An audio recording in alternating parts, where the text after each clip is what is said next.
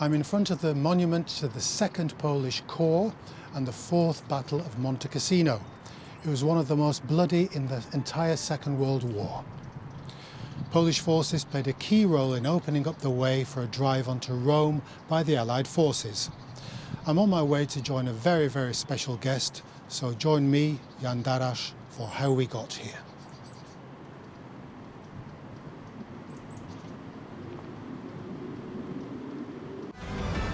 Reward for a job well done. Lieutenant General Władysław Anders, commander of the Polish Second Corps, is honoured by Commander-in-Chief of Allied armies in Italy, General Harold Alexander.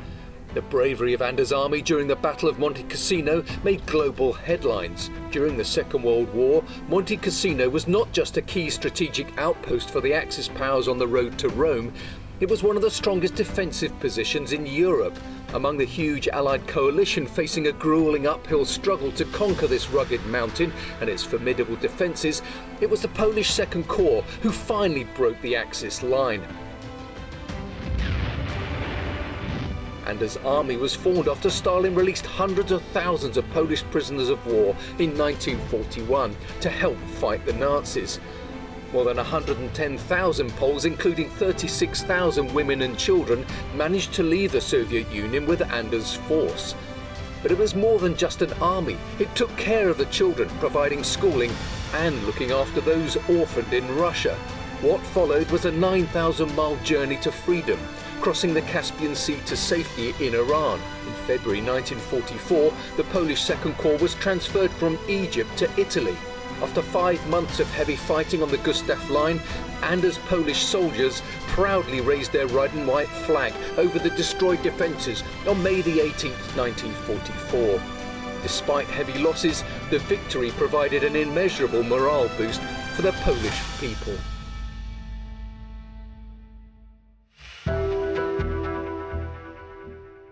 Hello, I'm delighted to welcome our guest today, Professor Norman Davis. Welcome, Professor, to the Very programme. pleased to be here. Great to have you.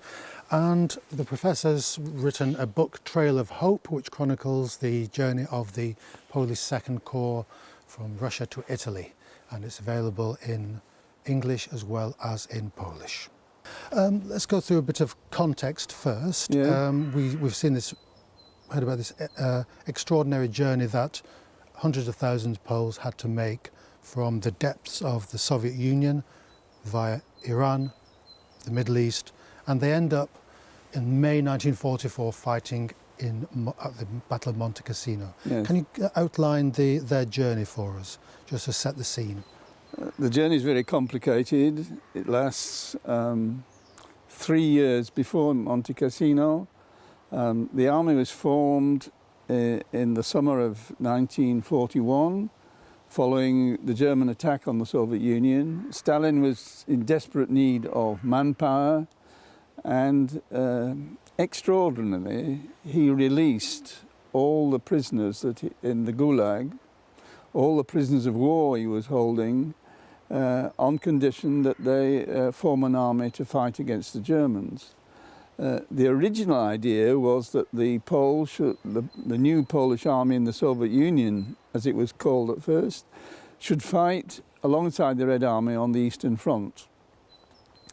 But for various reasons that didn't work out, and the next stage was for the army to be evacuated from the southern Soviet Union to Iran, because the original destination of the German offensives in 1942 was not Moscow, it was the oil fields of the Middle East, which were largely undefended.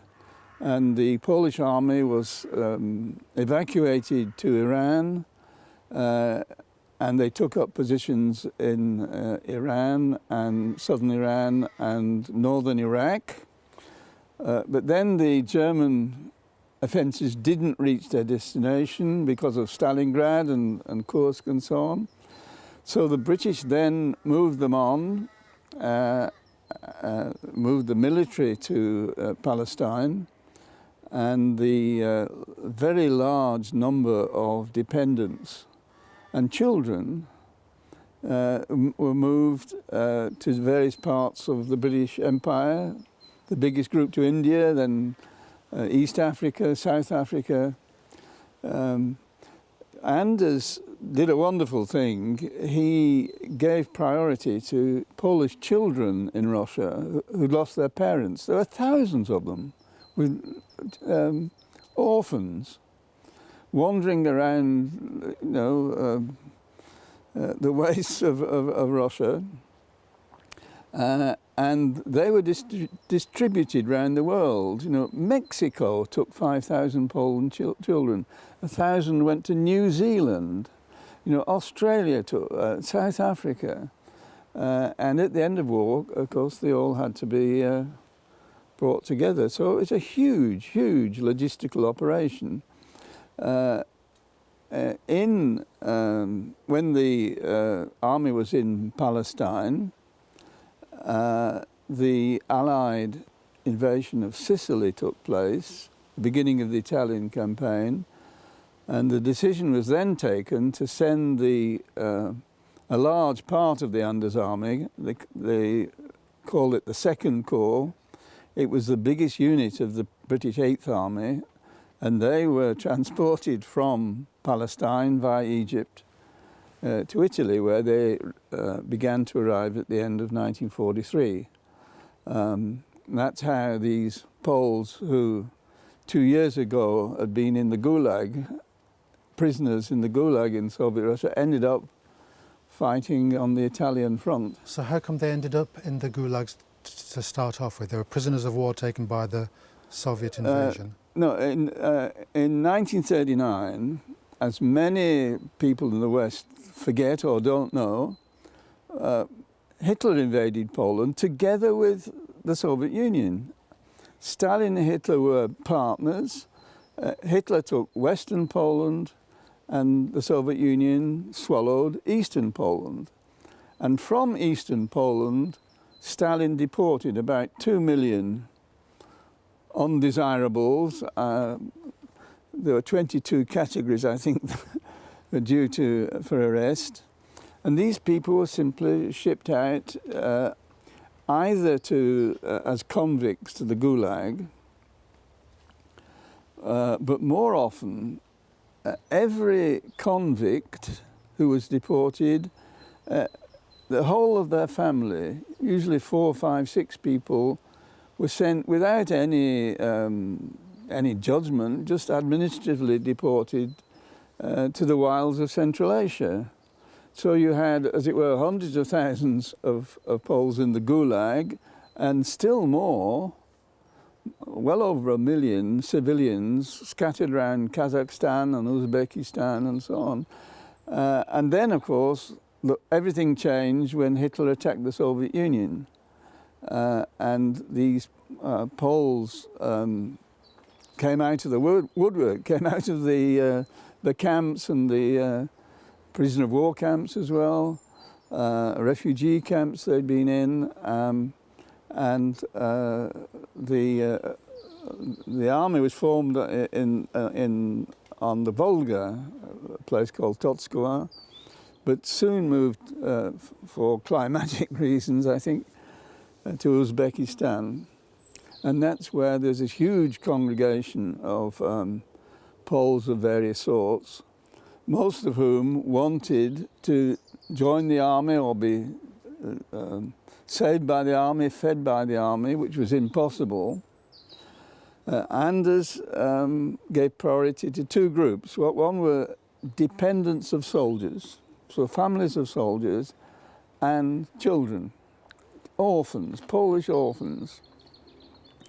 And in 1942, the order came for them to leave, and they sailed by ship across the Caspian Sea from Western Uzbekistan to Pahlavi in Persia. 120,000 of them in all. Absolute heroic, epic journey. Let's talk a bit about the commander of the Second Polish Corps, General Anders. Can you tell us a bit about his background? Or why did he get captured, or how did he get captured and end up in the Lubyanka, and then was appointed to be the commander of the corps? Władysław Anders was the son of a German family, a German Baltic family. He was a Protestant. His father was an estate manager, and Anders was actually born in the west of Poland near Poznań, but was brought up in Russia. He a visiting Tsarist general, when he was a teenager, saw him handling horses. There were some horses broke away, and the young Anders sort of jumped on the back and reined them in and so on, and said, when you grow up, my boy, you can be in the Tsarist elite guard, of which he was the commander. And sure enough, Anders served as an 18-year-old in the Tsarist cavalry, together with Zhukov. Zhukov and Anders were, as it were, in the same age group, same. Then, after the Russian Revolution, Anders came back to Poland. Zhukov joined the Bolsheviks, and their paths didn't meet again. Anders became a cavalry officer in Poland and fought in the September campaign, where he was wounded, and his unit was following orders to withdraw to the east, and he was in hospital in Lvov, recovering from his wounds, when, of course, the Soviets appeared out of the blue. Nobody was expecting them. So Anders was captured. He was fortunate that he was not one of the officers sent to one of the prisoner of war camps where, as we know, they were all shot. He was taken to Lubyanka in Moscow for interrogation, and he was ended up on death row in the basement, literally expecting to be shot when news came that Stalin had agreed to this army and that Anders was going to be the commander. What's very interesting, that Anders was a symbol of the pre-war Polish army, which was multinational. It was made up of Polish citizens, not ethnic Poles. He was, as it were, Polonized Polish-German. A lot of the conscripts of 1939 were Ukrainians. A lot of them are Jews. There were about 5,000 Jews in the Anders army. Anders was very clear. He made some speeches that every citizen of Poland is qualified to serve in my army. Doesn't matter whether you're a Pole or a Lithuanian or Jewish or Muslim or whatever. We're all together, but you all follow the rules. He was quite a stickler for discipline. There is a myth.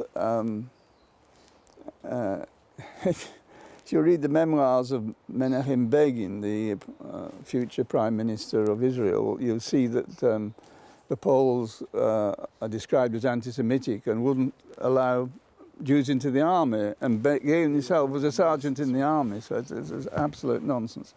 And the problem there was that the NKVD, Stalin's security forces, had their own list of nationalities, Poles, Ukrainians, Jews, Russians, of course, but Tatars. There were 70 nationalities, and the NKVD thought that only ethnic Poles from their category of nationalities should be allowed in the army. The NKVD had their own list of nationalities: Poles, Jews, Ukrainians, Russians, Tatars, whatever, Mongols, all the rest of them, 70 nationalities.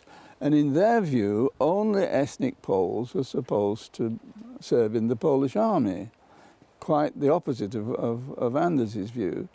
So the NKVD, who had their representatives on all the recruitment boards, were trying to stop Ukrainians, Jews, Belarusians, Lithuanians from joining the army. But Anders was saying, you know, let them in. Yes. And the army was multinational in character. There's old Poland. It's absolutely, it's Pilsudski's view of old Poland, multinational, equality of all that. Very modern in a way, inclusivity. But that's not how Stalinists and how the NKVD in particular saw it. So there were these problems of recruitment.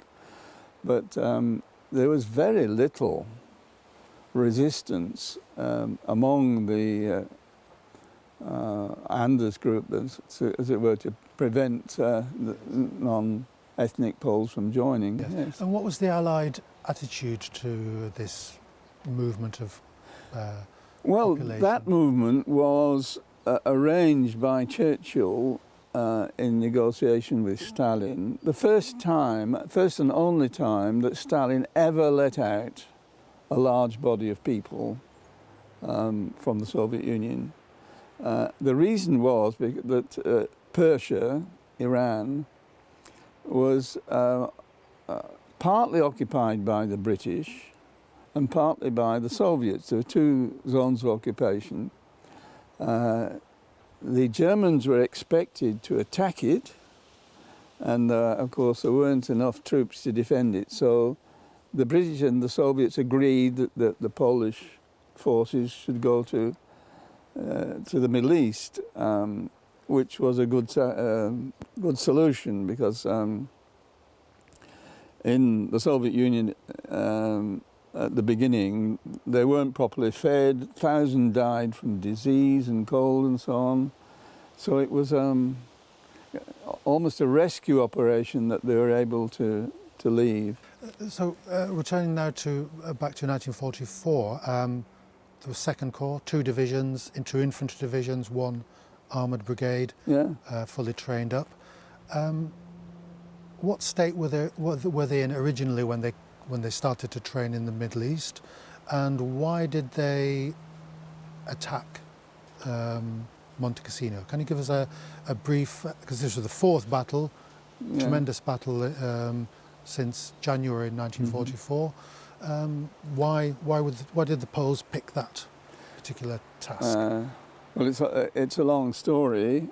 In 1941, when these men and women were released from the Gulag, they were on death's door. They were starving, frozen, diseased. While they were still in the Soviet Union, in Uzbekistan, in the summer, more of them died from cholera than from the Battle of Monte Cassino. Give you some idea what state they were in. They were taken then by the British into the British sector of Persia. In Persia, the civilians were sent off to India or Africa or wherever. The military personnel were sent to Iraq, where the training took place. And the British brought in all the equipment, tanks, lorries, guns, weapons, trainers, and they spent 6 months in Iraq, among other things, training drivers. Anders decided that all the drivers, or nearly all the drivers of this huge army, were going to be women. There were a lot of women, and I've heard them talk. They're giving you a 10-ton Leyland lorry and told to drive around the desert until they knew how to drive it. And they became quite famous. When they got to Italy, women were not allowed to drive. And suddenly this army appears, and being driven by young girls struggling with these huge lorries, and they were, as it were, part of the heroines of the movement. The men for the fighting at the front. Yeah, absolutely, yeah. That's right. There were no women combat troops in those days, but a lot of the auxiliary services were staffed by women, as in the British Army. Yes. The Queen actually was one of these women who were taught to drive, and she could fix your Land Rover if you wanted to. So the Poles were given the eastern coast of the Adriatic coast of Italy to liberate, and they pushed their way up until they got into the middle, into central Italy. And Monte Cassino is a great sort of bluff, a mountain right in the middle of Italy, and ideal for defence. The Germans were dug in on the top, and it took 4 months of various Allied armies to dislodge the Germans. At one point, the Americans sent in bombers, which flattened the abbey, but made the defences ideal. Better, yeah. The Germans simply came back into the ruins, and successive Allied divisions were sent in to attack. The New Zealanders, the French, the Americans, British, and it lasted from January to May. And the Poles, as it were the last major unit that hadn't been given a try, and they were the last to try and the first to succeed. And it's unbelievable that the attacking on a steep hill, 5,000 feet high, going almost straight upwards, but they did it, and eventually the Polish flag was hoisted on the abbey ruins, and the Hainaut from Krakow was sounded on the trumpet.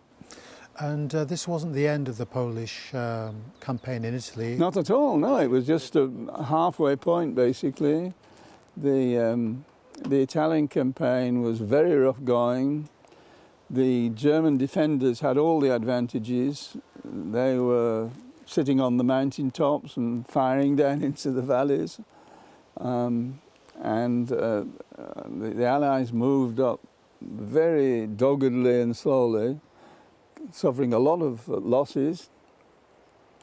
The Poles continued up the eastern coast. They captured Ancona, which is the next big stop, and eventually in 1945 got to Bologna, which was where the end of the war for them. So the Poles closed the fourth battle with the victory over this ruined monastery. I always try to emphasise that the Poles were not fighting alone. They were the biggest unit in the final phase, but there was lots of others. Right alongside the Poles was the Maori division the Maori battalion from New Zealand. And if you go to the anniversary ceremony, you'll find these Maoris with the Poles, because they were on the mountain at the same time. It was a great Allied effort. The culmination of 4 months of battle, in which the Poles happened. They were privileged to be the final successful push, but at no point were they fighting on their own. There's some controversy about the comments made by General Mark Clark after the Battle of Monte Cassino. He said he disobeyed the order to destroy the retreating German armies and headed for Rome from the south. And he said, "I don't want any Poles or fire brigades." And he seemed to have a disparaging attitude towards the Polish corps, the Polish way of fighting. was he an exception? Was the working relationship between the Poles and the Allies a good one? In this international? Well, the Poles were, the Second Corps was part of the British Eighth Army. It wasn't part of the American Army. The Americans basically were fighting on the west coast of Italy, and there was some tensions between the British and the Americans. As you know, it's like Montgomery and Eisenhower. And I don't know the reason for this sour comment of Mark Clark, but I think the Americans were a bit unhappy that it wasn't them, as it were, who had the crowning glory of this campaign. I think in general you have to realise that the Italian campaign was not a roaring success. To begin with, the Allies thought they would, charge up Italy, and Churchill was talking about crossing the Alps from Italy into Austria. Well, they never got near that. All the advantages were on the side of the German defenders, and the Germans defended doggedly month after month after month.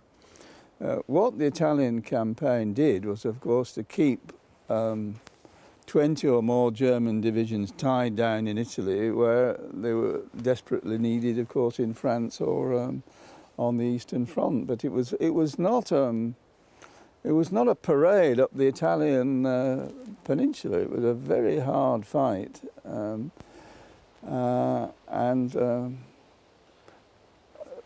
always the defenders have the advantage. You need 3-1 in general terms, to have a successful attack, and the Allies didn't have such a weight of numbers that they could simply cruise up the Italian peninsula. As we wind up our conversation, how does the Polish experience in the Second World War fit into these schools of history that seem to dominate today? For example, in the preface to your book on Europe, you outlined these various models of history that European history has gone through. Yeah. Roman, French. After the Second World War, we have the Soviet model, then the Allied model. There is the kind of Euro model. Where does the Polish experience fit into these grand schemes as a kind of general? The answer is it doesn't fit into any of them. That's, of course, what makes it interesting. Since we're talking, as it were, about Allied history, the writing of history after the Second World War, dominated, of course, by the victors, as usual. Churchill himself said, I'm going to write history, so it'll be... Yes, this will be mine. But the Allied scheme of history, which I describe in the introduction to my book on Europe, has its prejudices. One is that the German enemy was the source of evil. The Allies, like the Soviet Union, might have their faults, but don't make any comparisons with the Nazis and so forth. So the Soviets got off very lightly. Like Stalin's record was horrendous, even before the war. Like Stalin killed more people before the war than Hitler killed during the war. Stalin is, if you like, he's whitewashed. The victims of Stalinism, which are the peoples of Eastern Europe, the Baltic states, Poland, Czechoslovakia, Hungary and so on, Romania, they have no place in that. The victims are always the victims of the Germans. The Poles have this strange position that they were good, as it were, because they were victims of Germany, but they were bad because they resisted the Soviet Union. There's a famous cartoon by Lowe of a Polish soldier firing in two directions, and it's called the incorrigibles. Well, that is the Allied scheme of history. It's not whether, on objective judgment, whether Stalin was good or bad. He was an ally, therefore you had to support him. And, you know, Stalin had just had shot 20,000 Polish officers, and yet you're supposed not to say anything about it. Yes. Bringing things up to date as a final question, the battle for history is still being fought, isn't it? Absolutely. Russians have their model of history. How does the Ukrainian model of history, especially with regard to Poland, fit in? Are they rediscovering the benefits, the advantages of the early modern connection with Poland, or Poland-Lithuania, for example? How do you view that? You're absolutely right. The war is still being fought over history. Putin published an elaborate essay full of nonsense, but all based on history. Why, in his view, the Ukraine shouldn't exist. And of course, this is all bound up with Ukraine and Poland. Very few Westerners know that Ukraine was part of Poland for longer than it was part of Russia. 400 years. The Ukrainian language has more Polish words than Russian words. Structurally, it's very similar to Russian, and it sounds rather like Russian, but it isn't Russian. And this is the Ukrainian problem. How to disentangle themselves from this Russian past, where the Russians want to, you are our little brothers. The Russians, for a long time, wouldn't use the word Ukraine. They call it Little Russia. One thing you have to say is that Polish-Ukrainian relations went sour, led to conflict. There was a Polish-Ukrainian war in 1919. Western Ukraine, which was the cradle of Ukrainian nationalism, saw Poles as the enemy even more than the Russians. Eastern Ukraine, of course, had Russians on their backs. So these complications have long consequences, but it's all in the past now, and Poles and Ukrainians realize that if they are at war, there's only one beneficiary, namely Moscow.